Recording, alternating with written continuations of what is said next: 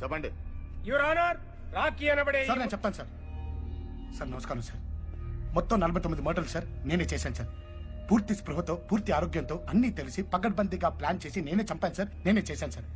దానికి పూర్తి బాధ్యత నాదే సార్. మీరు ఏ శిక్ష విధించిన అంగీకారం సార్. సార్ కానీ శిక్ష విధించే ముందు ఒక్క 2 నిమిషాలు మాట్లాడే ఛాన్స్ దొరుకుతుందా సార్? 2 నిమిషాలు sir, please sir. Thank you sir.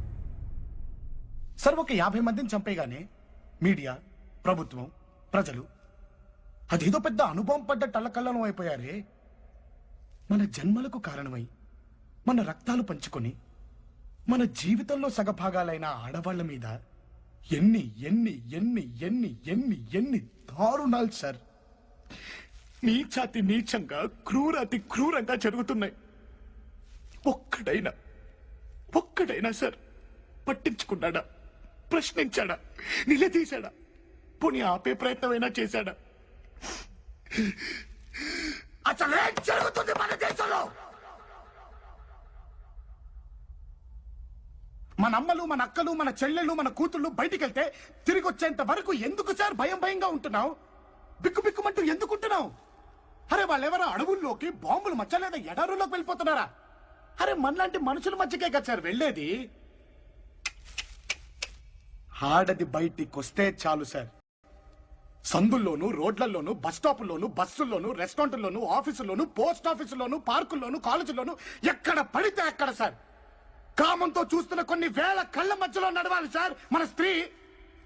ఎప్పుడు ఎవడు ఎక్కడ ఏం చేస్తాడనే భయం సార్ మనకి. అరే స్త్రీ అంటే సెక్సేనా? ఏంటి సార్ ఈ పరిస్థితి? దరిద్రం. పుణ్యభూమి, వేదభూమి, కర్మభూమి ఇలా ఎన్నో పేర్లున్న మన దేశానికి ఈ కర్మేంటి సార్? మాతృదేవో భవ అని మొదటి నమస్కారం స్త్రీకే పెట్టమని చెప్పిన మన భారత సంస్కృతి ప్రపంచానికి చాలా నేర్పించింది. కానీ మనకే ఏమీ నేర్పించలేకపోయింది.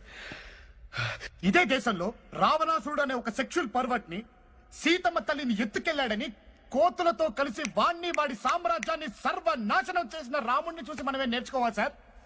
ఒక ఆడదాన్ని కొంగు లాగితే 18 లక్షల మందిని పిచ్చి కుక్కల్ని చంపినట్టు చంపిన మహాభారతాన్ని చూసి మనమే నేర్చుకోవాలి సార్.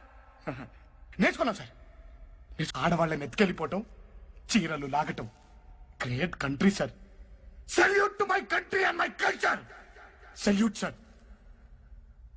పోలీస్ స్టేషన్లు, కోర్టులు, కమిషనర్ ఆఫీసులు, సెక్యూరిటీలు, సెక్రటేరియట్లు, ఎక్సెట్రాలు ఎక్సెట్రాలు ఎక్సెట్రాలు ఇలా ఇవన్నీ మనం సవ్యంగా నాగరికంగా బతకడం కోసం వేల లక్షల కోట్ల ప్రజల సొమ్ముతో మన కోసం మనం నడుపుకుంటున్న ప్రపంచంలోనే అతి పెద్దదైన డెమోక్రటిక్ సిస్టమ్ లో ఆడదానికి సేఫ్టీ లేదు సార్.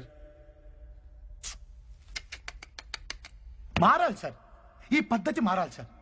సార్ మార్పు అనేది ఏదో ఆకాశం నుంచి ఊడిపడదు సార్, మనలో రావాలి సార్. మనందరిలోనూ రావాలి సార్.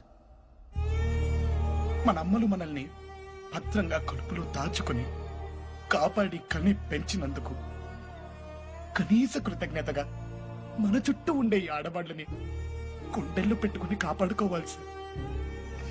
శిక్షలు వేయటం కాదు సార్, మా అందరి చేత పెద్ద బాల శిక్షలు చదివించండి సార్. నా ఈ ఆటవిక అనాగరిక సమాజాన్ని తీసుకెళ్లి మళ్ళీ బడిలో వెయ్యండి సార్. బడిలో వెయ్యండి సార్. ఆడవాళ్ల గురించి చదివించండి సార్. అమ్మతత్వం నేర్పండి సార్. అంతే sir. Thank you sir. Thank you.